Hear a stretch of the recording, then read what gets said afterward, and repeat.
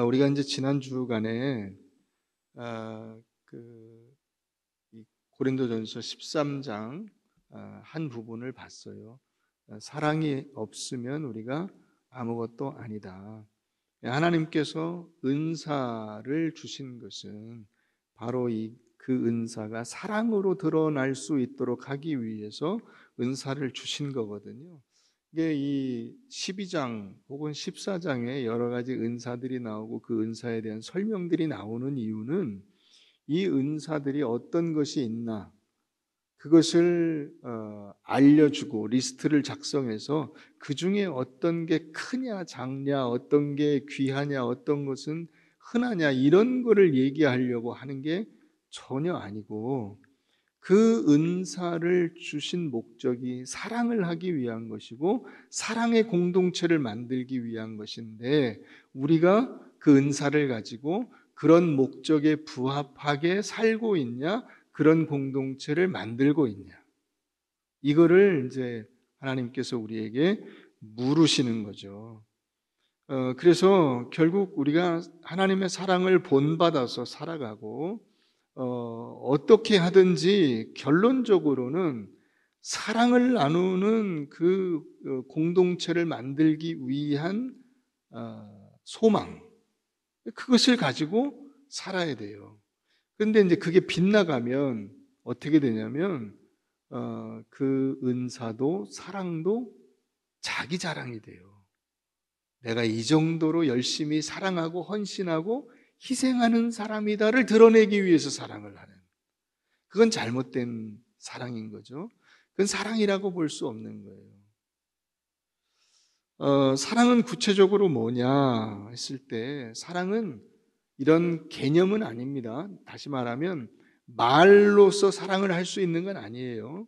그러니까 좋은 말을 해주는 것은 좋은 거예요. 격려의 말을 하는, 따뜻한 말을 해주는 것은 사랑의 한 부분이에요. 그러나 사랑을 설명하는 것은 아니에요. 사랑은 설명으로 이루어지지 않아요. 결국 실천을 해야 되는 거죠. 행동에 옮겨야 돼요. 그런 점에서 우리가 사랑은 할 때, 여기 뭐 사랑은 오래 참고 사랑은 온유하며 시기하지 않으면, 이런 이 사랑은 나오는 이런 것들을 말로 이렇게 막 나열하는 것이 사랑은 아니고요. 그 중에 한 가지라도 실천을 해야 되는 것이죠. 근데 사랑의 가장 중요한 개념은 어디 있냐면 맨 앞에 있어요. 사랑은 오래 참고, 이게 굉장히 중요한 사랑의 개념이에요. 근데 오늘 우리가 그것을 살펴보면서 이 13장의 사랑의 개념이 어떤 것들인가 하는 것을 나눴으면 좋겠습니다. 왜 시골에 가면은 그 커피, 옛날에는 뭐 다 그랬었는데 요즘에 아직도 남아 있는 것 같은데, 커피를 배달하잖아요. 그죠? 다방에 연락하면은 이 아가씨가 오토바이 타고 뽀로로 와가지고 커피를 타주고 이러고 이제 그러고 가요. 그런데 한 공사장에서 커피를 이제 시켰어요. 배달을 시켰어요. 그래서 아가씨가 왔어요. 와서 이제 그 보온병에 뜨거운 물을 담아가지고 와서 뭐 커피 2스푼, 뭐 설탕 1스푼, 뭐 이해해서 딱 이 조화를 이루게 잘 맛있게 이제 커피를 딱 타면서 뜨거운 물을 막 김이 엄청 나는 그 뜨거운 물을 거기다 붓죠. 그러면서 이 아가씨가 그랬대요. 그 아가씨들은 참 이상해. 하여튼 호칭이 늘 오빠 혹은 사장님. 사장님 이거 원샷 하시면 제가 사장님 원하는 대로 하라는 대로 다 할게요. 그런 거예요. 그래? 이 사람이 그 뜨거운 거를 원샷을 한 거야. 원샷을 딱 하고서, 그 이제 그럴 줄은 몰랐죠. 이 뜨거운 걸 원샷을 할지 어떻게 알았겠어. 하여튼 온갖 이렇게 자기가 이제 그걸 경험하니까. 그러면서 이제 딱 먹고 나서 뭐라고 할까 궁금하잖아요. 뭘 하라고 할지. 그랬더니 그 오빠가, 그 아저씨가 그러더래요. 너도 한 잔 타서 너도 원샷해. 너도 원샷해. 이 오래 참음이라고 하는 단어가 뭐냐면 오래와 참음이라는 이 두 단어가 합쳐진 거예요. 원어도 그래요. 원어도 이게 마크로 수메오라고 하는 단어인데요. 마크로와 수메오가 합쳐진 단어예요. 그게 마크로는 길다라는 뜻이고요. 그 다음에 이 수메오는 뭐냐면 이렇게 분노, 열정, 거친 바람, 이렇게 확 몰아치는 거, 뜨겁게 확 솟구쳐 오르는 거, 그거를 오랫동안 꽉 누르고 있는 거예요. 이게 날뛰지 못하게 꽉 붙잡는 것이 잠깐 그냥 붙잡고 이게 홀딩하고 있는 게 아니고 오래도록 이걸 움직이지 못하게, 분노가 솟구치지 않게, 거친 바람이 휘몰아쳐서 우리가 이게 청소를 막 했는데 이렇게 한쪽으로 다 모았는데 바람 확 불어가지고 확 흩어놓으면은 다시 엉망이 돼버리잖아요. 그렇게 되지 않도록 이걸 잘 이렇게 딱 묶고 있는 거예요. 그게 오래 참음이라고 하는 단어의 뜻이에요. 오래 참음은 오래 기다린다는 건 아니에요. 기다림과 참음은 달라요. 기다리는 게 아니고 참는 거예요. 자, 이게 무슨 뜻인지 우리 한번 말씀을 통해서 보십시다. 마태복음 18장 한번 가서 보겠습니다. 마태복음 18장.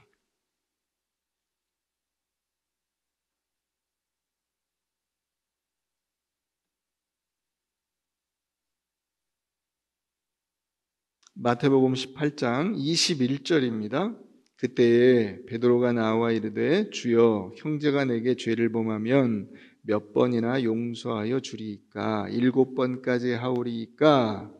예수께서 이르시되 내게 이르노니 7번뿐 아니라 7번을 70번까지라도 할지니라. 이 7번씩 70번이면 490번이에요. 숫자로 이게 490번까지 합니까? 그런 뜻은 아니에요. 그러나 숫자로만 치더라도 이를테면 매일같이 와서 난리를 치는 그거를 490일을 한다고 쳐보세요.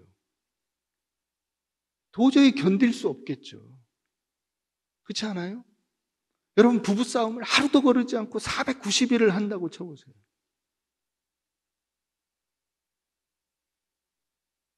엉망이 되겠죠, 가정이. 근데 그때도 꽉 붙잡고 분노를 폭발하지 않고 거친 바람이 휘몰아치도록 하지 않고 참고 있는 거죠. 얼마나 대단한 거예요. 그러니까 이게 그 77번을 70번까지라도 할지니라를 이게 어떤 뜻인지 다시 예수님이 또 다시 한 번 더 설명해 주세요. 그 밑에 보십시다. 그러므로 천국은 이 오래 참는 사람들이 있는 그 나라가 어떤 나라인가가 나오는 거예요. 그 종들과 결산하려 하던 어떤 임금과 같으니 결산할 때에 10,000달란트 빚진 자 하나를 데려오매 갚을 것이 없는지라 주인이 명하여 그 몸과 아내와 자식들과 모든 소유를 다 팔아 갚게 하라 하니 그 종이 엎드려 절하며 이르되 내게 어떻게 하소서? 참으소서. 참으라고 하잖아요. 참아라, 참아. 자, 참으소서 다 갚으리이다 하거늘 그 종의 주인이 불쌍히 여겨 놓아 보내며 그 빚을 탕감하여 주었더니 그 종이 나가서 자기에게 100데나리온 빚진 동료 한 사람을 만나 붙들어 목을 잡고 이르되 빚을 갚으라 하매 그 동료가 엎드려 간구하여 이르되 나에게 어떻게 하소서? 참으소서. 여러분, 그러니까 이게 돈의 문제는 아닌 거예요. 지금 이게 핵심이 참으소서가 나오잖아요. 참으소서. 참아주소서 갚으리이다 하되 허락하지 아니하고 이에 가서 그가 빚을 갚도록 옥에 가두거늘 그 동료들이 그것을 보고 몹시 딱하게 여겨 주인에게 가서 그 일을 다 알리니 이에 주인이 그를 불러다가 말하되 악한 종아 내가 빌기에 내가 내 빚을 전부 탕감하여 주었거늘 내가 너를 불쌍히 여김과 같이 너도 내 동료를 불쌍히 여김이 마땅하지 아니하냐 하고 주인이 노하여 그 빚을 다 갚도록 그를 옥졸들에게 넘기니라. 여러분, 우리가 이 1만 달란트 빚진 자의 이 비유를 단순히 용서라고만 생각을 하세요. 그런데 용서에 관한 내용이 될 수 있어요. 그 앞에 용서에 관한 이야기가 나오니까요. 그런데 이것은 한편으로 오래 참음의 이야기인 거예요. 1만 달란트만큼의 분노를 폭발해도 되는 거예요. 당연히 누구나 화를 내고 누구나 거기에 대해서 복수할 수 있는 거예요. 10,000달란트를 빚졌어? 말도 안 돼. 너 그런데 하나도 안 갚았어? 너는 가만 놔두면 안 되겠다. 이렇게 되는 거죠. 그런데 이 사람이 한 번만 참으시고 저를 불쌍히 여겨 주십시오. 그랬더니 이 사람을 불쌍히 여기셔서 그 수많은 빚을, 이게 10,000달란트라는 것은 어떤 느낌이냐면요. 이 당시에 10,000달란트는 요즘으로 치면 한 1조 원 정도 되는 거예요. 어마어마한 돈이야. 도저히 일생을 갚아도 갚을 수 없는 빚을 졌어요.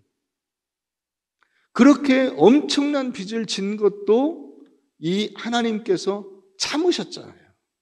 오래 참으시고 1000년을 하루같이 참으시고 우리를 견뎌주시고 우리를 위해서 예수 그리스도를 내주신 거예요.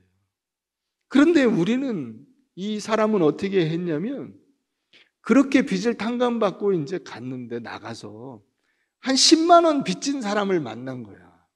야, 너 내가 10만 원 빌려준 지 3년 됐는데 5년 됐는데 아직도 안 갚았어. 내가 이번에는 도저히 못 견디겠어. 너 홍밥 먹게 할 거야. 그래서 데리고 가서 진짜로 감옥에 쳐넣었다는 거예요.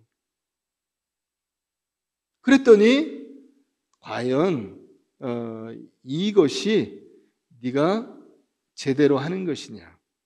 내가 너를 불쌍히 여김과 같이 너도 내 동료를 불쌍히 여김이 마땅하지 아니하냐? 내가 너에 대해서 오래도록 수천 년을 수만 년을 참아 주었다면 너희가 그저 며칠, 몇 시간 혹은 몇 년을 참는 정도도 못하겠느냐 하는 반문을 하는 거예요. 여기 불쌍히 여기다. 내가 너를 불쌍히 여김. 그 다음에 내 동료를 불쌍히 여김. 이 불쌍히 여기다라고 하는 단어가 이게 엘레오스라는 단어인데요. 이게 어떤 뜻이냐면 하나님의 언약적인 사랑을 베풀다는 뜻이에요. 하나님의 언약적인 사랑, 하나님의 무조건적인 사랑, 아가페. 아가페를 내가 너한테 베풀었다면 너도 그걸 완벽하게 할 수는 없지만 아가페를 흉내는 낼 수 있잖아. 응? 아가페의 사랑을 네가 받았으니까 그게 그냥 너와 무관한 것이 아니라 네가 아가페를 받았으니까 아가페의 사랑을 잘은 모르지만은 껍데기라도 일부분이라도 해볼 수는 있지 않겠냐 하는 거예요. 그렇죠? 하나님의 놀라운 사랑을 우리가 받았으니까 하나님처럼 내가 완벽하게 사랑할 수는 없어요. 그러나 흉내는 내볼 수 있지 않아요? 한번 시도는 해볼 수 있지 않아요? 완벽하지 않아도 한번 해볼 수는 있잖아. 근데 우리는 그런 생각을 아예 안 한다는 것이죠. 그 사랑을 베풀고 그 사랑을 나누고 함께 그 사랑 안에서 기쁨을 누리는 그런 것들에 대해서 아예 관심이 없어요. 오직 관심 있는 건 하나밖에 없어요. 나. 내 기분, 내 느낌, 내 분노. 그거밖에 없어요. 그러니까 예수를 믿지 않는 사람들에게서 우리가 그냥 한 귀로 듣고 한 귀로 흘리는 그런 이야기가 뭐냐면 여러분들이 굉장히 가슴 아프게 들어야 돼요. 하나님이 있으면 나한테 보여줘봐예요. 하나님이 있다면 나한테 보여줘봐. 그건 우리 모두에게 굉장히 치욕적인 이야기예요. 우리가 하나님의 이 사랑을 보여주지 못한 거죠. 하나님께서 우리에게 베푸신 이 1만 달란트의 사랑을 우리가 100데나리온 이 의로라도 보여줬어야 되는데 1만 달란트는커녕 100데나리온도 용서해 주지 못하고 그것을 갖다 감옥에 쳐넣었기 때문에 과연 하나님이 계시냐라고 묻는 거예요. 과연 네가 하나님의 사랑을 받은 사람이냐라는 것을 반문하고 있는 거예요.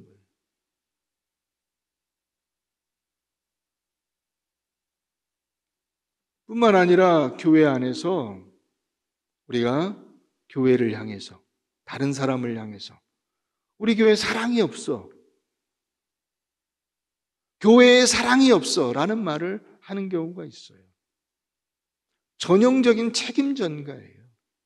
그 사랑은 누가 해야 돼요? 내가 해야 돼요. 그 사랑을 할 당사자가 바로 나예요. 근데 마치 뭐가 같냐면 다른 사람한테 너 왜 나를 사랑하지 않아? 라고 묻는 것과 같아요. 자식이 엄마한테 엄마는 왜 나를 사랑하지 않아? 나를 사랑한다면 이럴 수는 없잖아. 이런 거예요. 여러분 그런 신문이나 이런 데 나오는 못된 사람이 말고 여러분들의 가정에서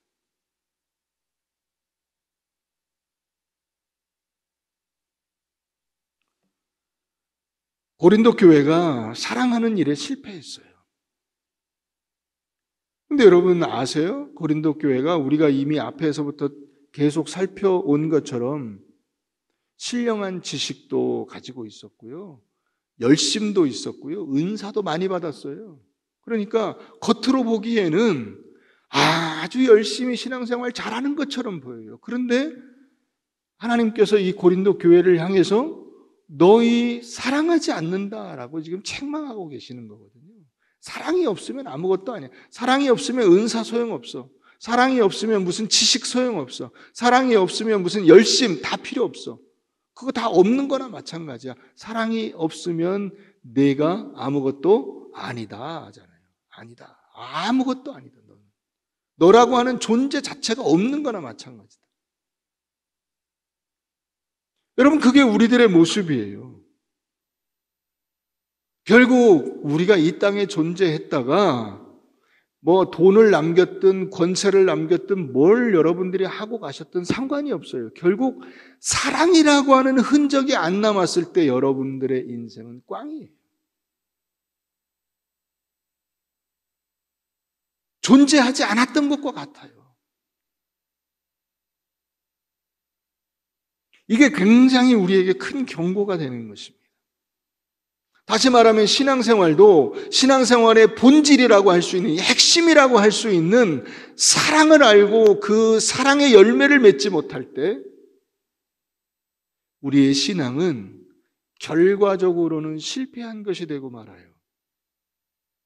그러니까 우리가 하나님을 안다고 하는 것, 예수를 안다고 하는 것이 무엇을 아는 거냐면 하나님의 사랑을 아는 거예요. 예수 그리스도의 십자가 사랑을 아는 것이지 예수라고 하는 인물을 배우는 게 아니고 하나님이 어떤 존재냐 하는 신학을 배우는 게 아니에요. 성경이 계속 이야기하는 게 뭐죠? 하나님이 우리를 사랑하셨다잖아요. 예수님이 나를 사랑하셨다이지 예수님이 무슨 BC 몇 년에 태어나서 뭘 하다가 몇 살에 죽고 어떤 일들을 했고 어떤 얘기를 했고 그거 다 아무 상관이 없어요. 어찌 보면 그건 하나도 중요하지 않아요. 그건 여러분들의 인생도 마찬가지예요. 여러분들이 무슨 어느 지역에서 태어나고 어떤 학벌을 가지고 어떤 스펙을 가지고 어떤 직장에서 얼마만한 성과를 냈느냐 하는 것은 어찌 보면 아무것도 아니에요. 여러분 인생의 죽음 앞에서 사람들이 여러분들을 기억하는 것이 그런 외적인 스펙으로 기억하지 않아요. 나와 진정한 사랑과 교제와 인격적인 관계를 나누었느냐, 그것을 기억하지. 그 사람은 뭐 훌륭한 대학을 나와서 뭘 했어, 여러분 그런 이 스펙들이 다 수많은 사람들이 가지고 있어요.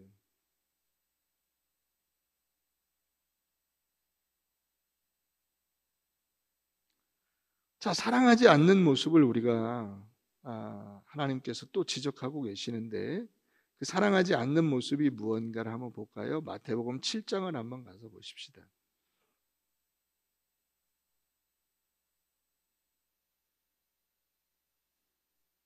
마태복음 7장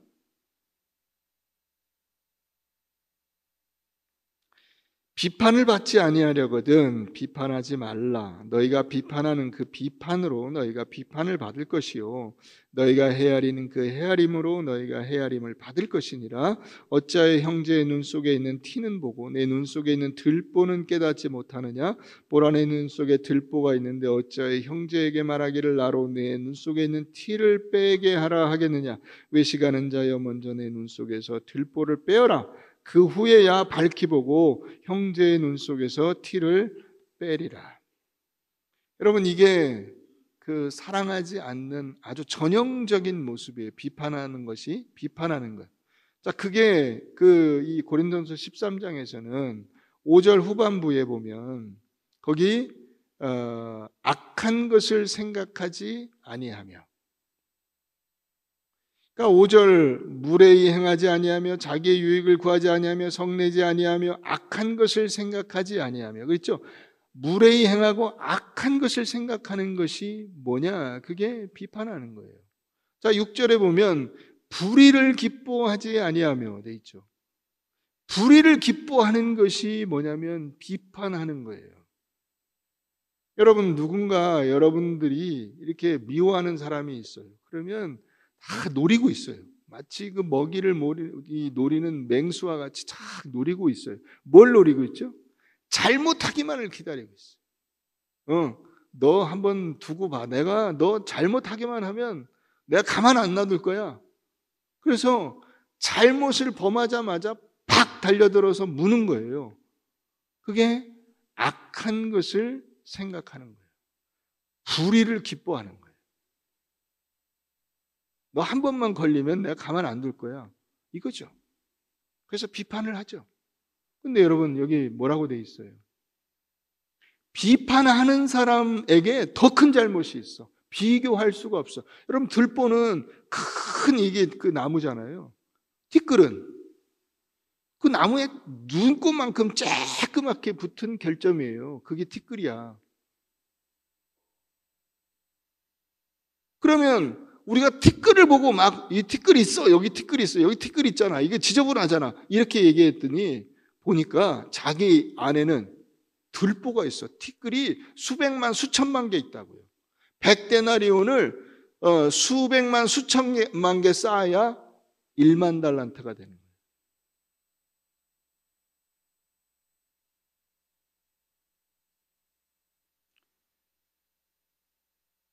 여러분, 우리가 그래서 밖에서는 어떻게 하든지 그건 따질 필요가 없어요.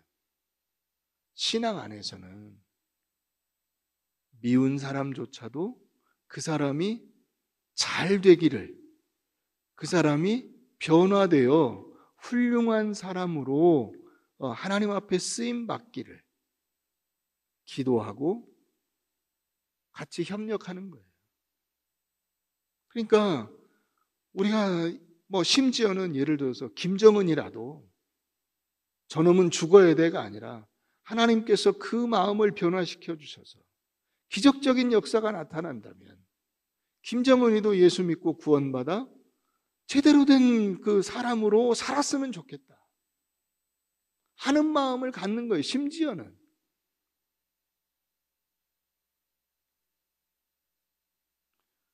여러분, 신앙이라는 것은 결국 다른 사람이 잘 되기를 바라고 형제를 위해서 내가 희생하고 그것을 기쁨으로 감수하는 거예요.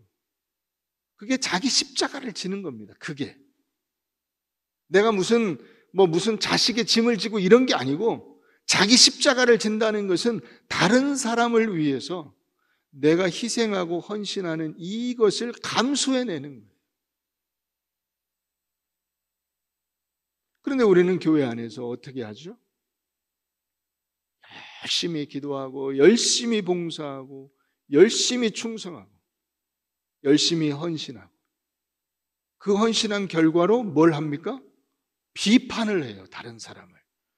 우리 교회는 이렇게 충성하는 사람이 없고 열심을 내는 사람이 하나도 없어. 나밖에 없단 말이야? 이거죠.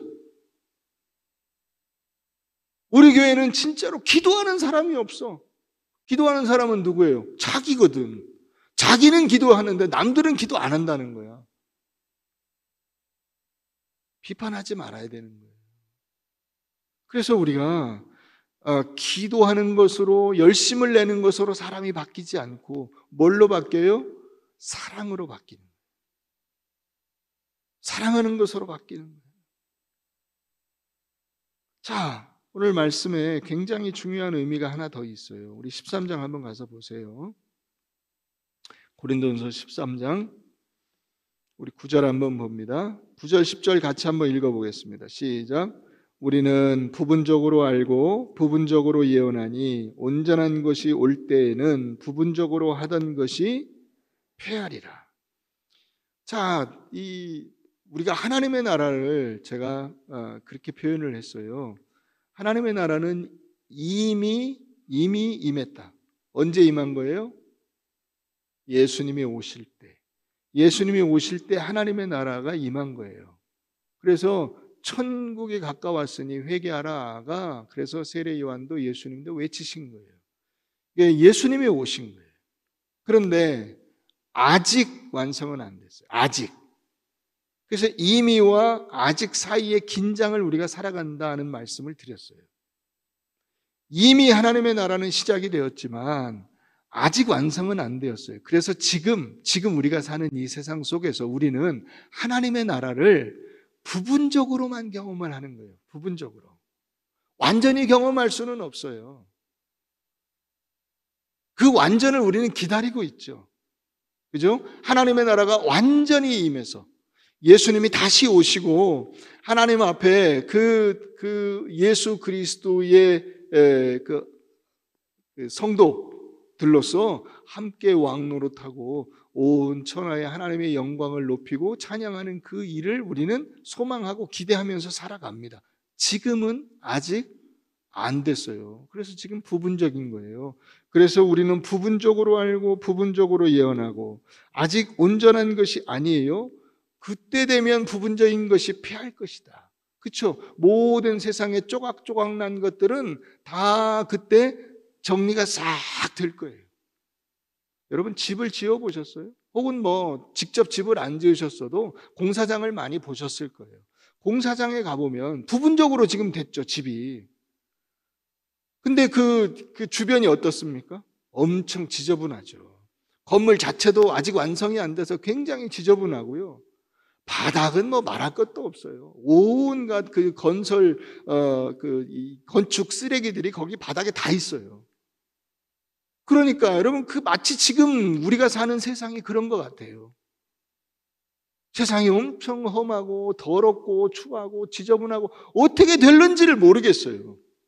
여러분 건물이 이렇게 지어지는데 골조가 올라갔어도 심지어는 그 내부가 어떻게 될는지는 알 수 없잖아요.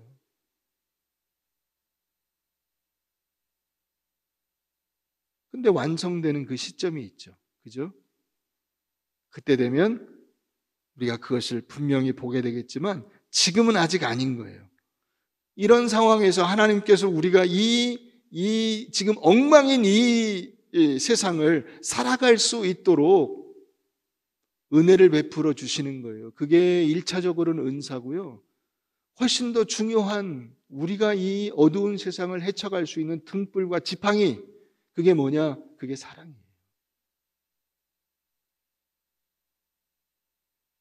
잘못하면 넘어질 수 있어요. 잘못하면 어디 구덩이에 빠질 수 있어요. 근데 그러지 말라고 등불을 주시고 지팡이를 주시는 거예요. 잘 그걸 붙들고 이 어두운 세상을 잘 지나갈 수 있도록, 극복할 수 있도록. 여러분 어릴 때 시골에서 사신 분들 다 경험하시죠? 시골은 해가 지면 깜깜해요. 빛이 하나도 없어요. 달빛이 없으면 진짜 칠흑같이 어둡다는 말이 아마 여러분들 다 아실 거예요. 그런데 그 칠흑같이 어두운 밤에 이제 우리 집이 이쪽인데 저 건너편에 가려면 농길을 지나가야 돼.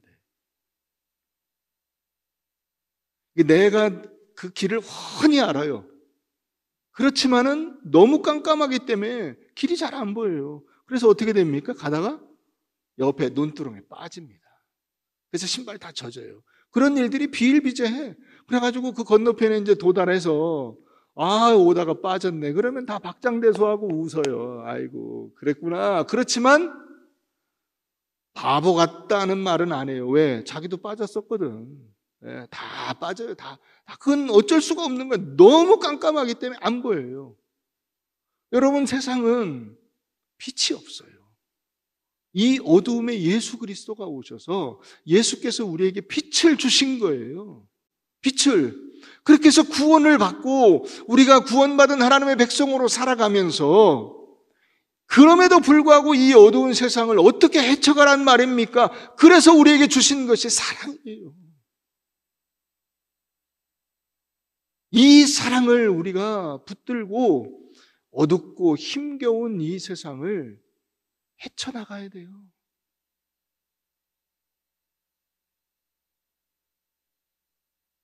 하나님은 그분의 뜻을 이루기 위해서 우리의 연약함을 방치하지 않으시고 우리에게 은혜를 베풀어 주시는데 그것이 서로 사랑하는 것입니다. 우리는 이미 그 사랑을 어릴 때부터 받아왔어요. 뱃속에 있을 때부터 해서 4살까지는 사람이 전혀 기억이 없어요. 다른 사람을 보고 우리가 그냥 추정할 뿐이지 내 기억은 없는 거예요. 그때 이미 여러분들은 인간이 받을 수 있는 모든 사랑을 다 받은 거예요. 그리고도 아쉽죠. 네. 그래서 자라면서 서로를 사랑하는 법을 배우고 그 사랑을 또 지속적으로 받는 거예요. 4살만 지나면 사랑이 끊어집니까? 그건 아니죠. 계속적인 자녀로서의 사랑을 받고 또 다른 사람들에게 형제 자매의 사랑을 받고 이웃의 사랑을 받고 친구의 사랑을 받고 그 사랑을 나도 주고 그 사랑을 우리가 나누면서 살아가는 거예요. 하나님께서 우리에게 이것을 이 부분적인 세상 속에서 여러분들이 이 부분적인 것에 걸려 넘어지고 쓰러지지 않도록 주신 거예요. 이 놀라운 은혜를 여러분들이 잘 간직하시기를 바랍니다. 여러분, 우리가 신앙생활을 하려고 하다 보면은 우리가 연약하다는 것을 절감해요. 내가 얼마나 믿음이 없고 내가 얼마나 하나님의 말씀에 불순종하는 존재인가를 알아요. 여러분, 그럼에도 불구하고 여러분 낙심하지 마세요. 낙심하지 마세요. 연약하지만은 내가 부족하지만은 낙심하지 마세요. 하나님께서 여러분들을 책임져 주신다고 약속해 주셨잖아요. 마지막에 완성된다고 했잖아요. 아직 완성되진 않았지만 하나님께서 우리를 완성시켜 주실 거예요. 그러면 그 나라에 가기까지 내가 때로는 불순종하고 하나님 앞에 범죄하고 다른 이들에게 잘못된 일들을 할지라도 하나님께서 우리를 불쌍히 여기시고 용서해 주시는 거예요. 그 1만 달란트 빚진 자가 엎드려 빌 때에 한 번만 참아주셔서 하면 그래 내가 너를 불쌍히 여긴다 용서해 주시는 거예요. 그러면 우리는 가서 뭘 해야 돼요?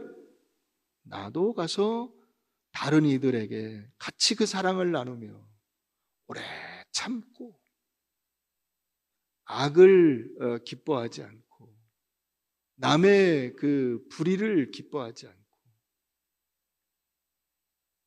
서로를 격려하면서 살아가는 그 일을 하는 거죠. 여러분, 그러므로 여러분들이 우리 모두가 할 일이 있어요. 이 험한 세상 속에서 우리가 할 일은 뭐냐면 세상을 심판하거나 세상을 비판하거나 하는 것이 아니고 나는 여기서 오늘 내가 살아가는 나의 삶 속에서 사랑을 하는 거예요. 가까이 있는 사람을 사랑하시고 또 친구들과 주변에 있는 이웃들과 우리 교우들 모두를 사랑하면서 내가 희생하고 헌신하면서 이 어둡고 비참하고 위험하고 힘겨운 세상을 잘 버텨나가실 수 있게 되기를 주의 이름으로 축원합니다.